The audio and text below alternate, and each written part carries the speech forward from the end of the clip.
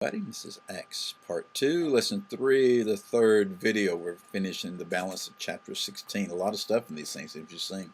Paul and Silas are in prison. Do you remember why they were in prison? Yeah, they cast a demon out of the girl. Yeah. So what are they doing? Well, it's in the middle of the night. You'd think they'd probably be moaning and groaning. They'd been beaten, horrible physical condition, a horrible atmosphere. This was not a modern day prison. This would have been a horrific situation. They were praying and they were singing praises to God. All the other prisoners were listening. We know from what's about to happen that the jailer was also listening.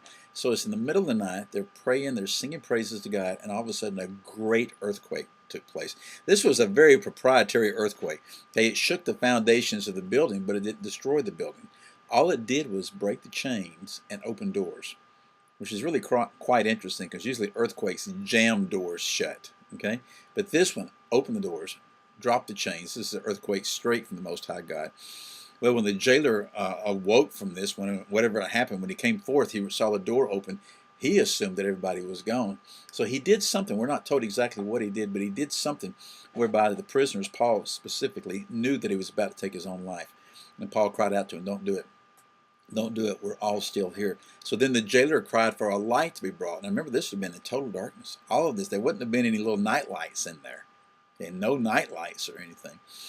And the jailer comes forth and says, "What must I do to be saved?" And Paul tells him he is saved and his entire family is saved. That night, the jailer takes Paul and Silas, takes care of their problems, their physical things that occurred to him.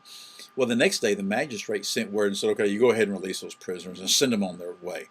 Well, at this time, Paul demanded the attendance of the magistrates. He told the jailer, said, "No, you go tell them that we're just not going to go slithering out of town. You come down here because we're Roman citizens." Well, when they found out they were Roman citizens, man, they were panicking because what do you do then? Because you do not beat and treat a Roman citizen this way. Well, why now is my question. Why is it that Paul is now the time saying I'm a Roman citizen? Why not earlier? I think if it was me, more than likely, when they were beating me, I'd have been saying, "I'm a Roman citizen. I'm a Roman citizen. Why are you doing this?" Well, I think it's because of this. Because Paul knew, particularly for him, that he had been called, and Jesus told him that he would suffer for the cause of Christ, that he would physically suffer. Paul just viewed the beating and what happened to him at that time to be what the Lord had said would have happened. He didn't pull out that trump card saying, "I'm a Roman citizen, you can't do this." He just said that, "Well, I know I'm going to suffer for the cause of Christ. This must be it." But also, he would not let the cause of Christ suffer. See, if they had been sent out, okay, they'd been sent out, other people would say, "Well, yeah, those were just two crazy guys, and magistrates took care of it, so there was nothing to that."